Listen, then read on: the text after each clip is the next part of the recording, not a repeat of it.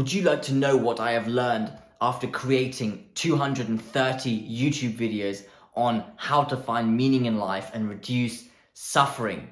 Then listen to the end of this video where I explain how after all this intellectual challenge and attempting to deduce the secret to the meaning of life, I have realized that the meaning of life does not lie in thinking and the rational.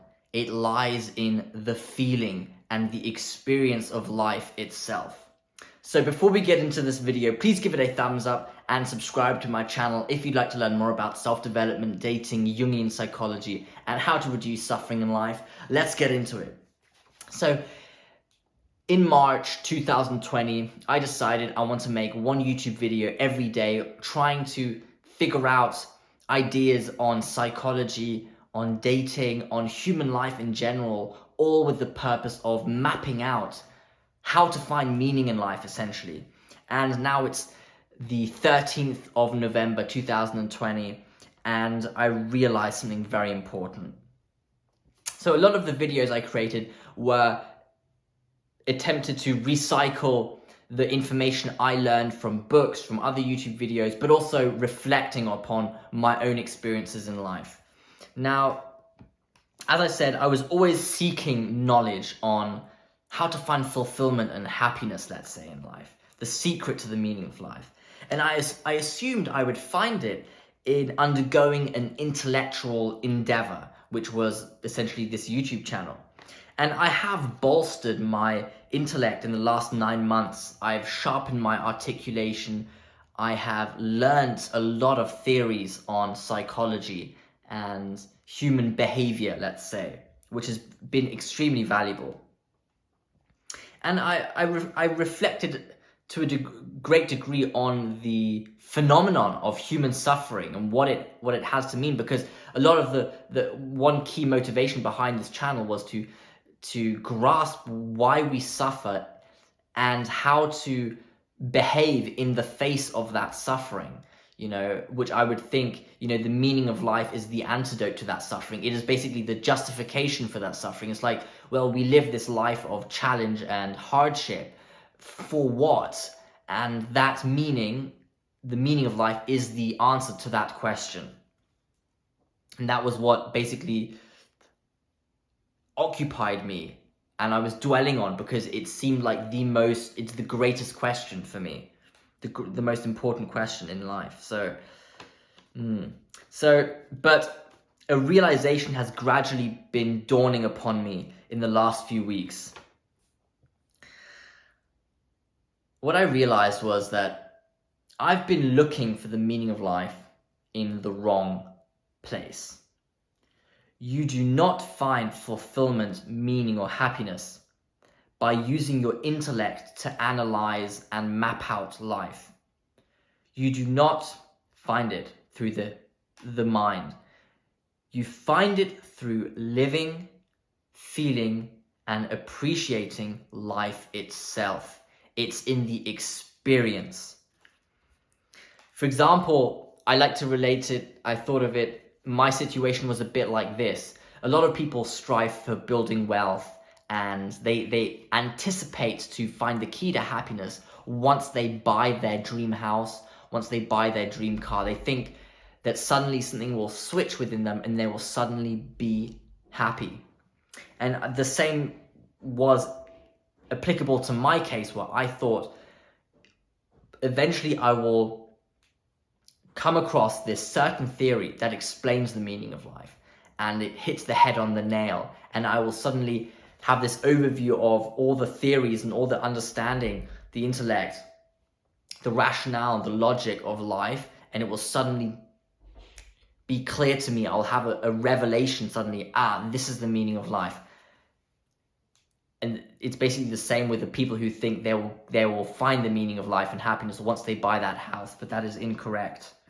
And so in conclusion, the thing that deserves your attention and can make life worth living, where you find the meaning of life, is in behaving in specific ways and choosing a specific perspective on life.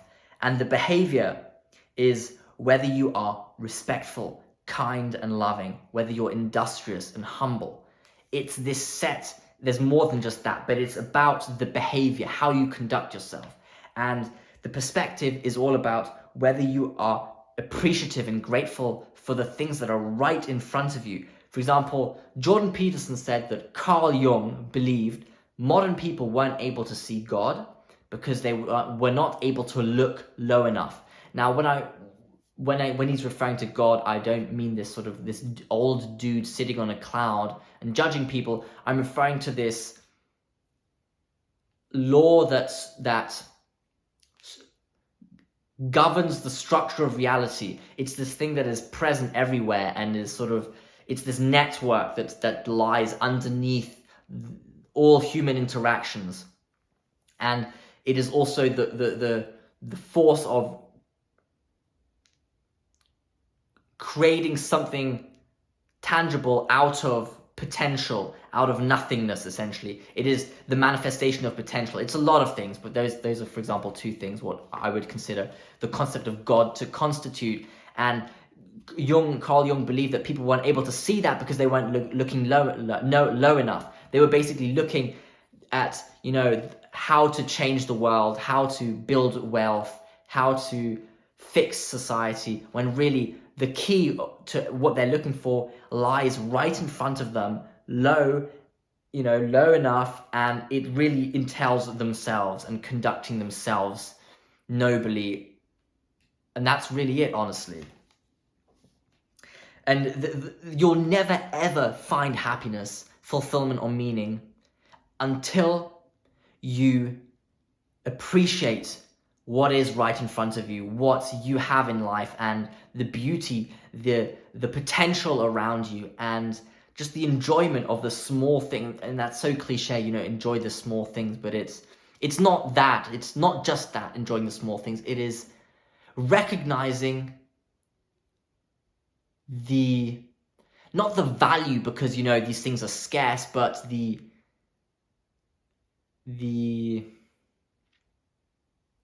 awesomeness in the small things, and the beauty, the aesthetics in the small things, and letting that occupy your mind, really letting that affect you. That's what it's about. It's letting the small things affect you, the things that are there, that are nice, that are beautiful, that are wonderful, that are loving. It's letting those things affect you. That is how you find some kind of not pleasure, some kind of fulfillment. Because if you're looking beyond yourself, that which lies outside of yourself, like building wealth, building reputation, building an empire, a business empire, you are always relying on the environment that is oscillating between chaos and order, destruction and creation. It's a volatile thing to derive your fulfillment from. So, and it will always it's not that you shouldn't derive your fulfillment from these things because they are volatile, but because the way you interpret them is volatile. That's the thing. You will always be changing and developing, and that's it. What you want right now in life, what you like right now, will change and be different in 5 years. So you need to draw back and base your fulfillment on the way you perceive the world. So, because if you're deriving your fulfillment from everything around here, these things change. But if you draw it back, the source of fulfillment, if you draw it back, so it's something within you that is always there, because you are always there, you will be, fulfilled no matter what situation you find yourself in, because the thing that you're deriving your fulfillment from is in you, and you are always there, basically. That's why. Yeah. Okay, that was a long explanation. So, and once you understand that, your intellectual abilities and capacities become irrelevant, because all what actually matters is how you behave yourself and whether you are appreciative of life. That's really it in essence. So from now on, I want to actually make fewer videos on this channel. I don't want to make videos every single day. I took a break for about a week now, or 1.5 weeks, and I've reflected on that. Just building my intellectual capabilities is not what I need right now. What I need right now is to sit back and actually listen to what I feel and what my unconscious mind anticipates for me next, and what it is seeking, and what next step in life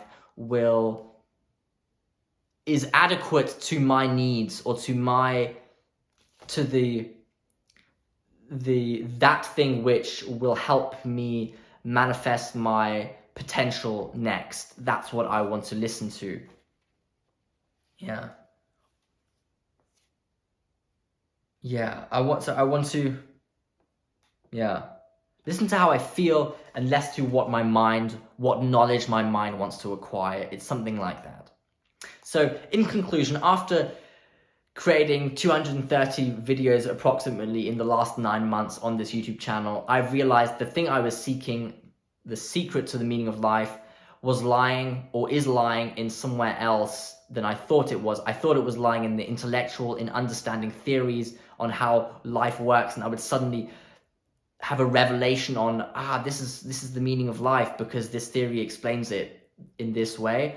But that's not where you find the meaning of life. The meaning of life is found in an experience, and whether you appreciate the love and you understand what that means. And when I use the word love, it's super wishy-washy. And if I would have heard myself talking about that 6 months ago, I would have thought, what is this dude talking about? But it means something. It's this appreciation of life, something like that. Yeah. This is a really awesome revelation, a really awesome understanding, because I know this is what I need to do next in order to find what I'm looking for. Something like that. Yeah. But I have my other podcast channel which you can check out, called We Need to Talk. It's linked on my YouTube page. In the top right of the cover photo, you can see it. I'm still going to make those videos. Yeah. There's something else I wanted to say though.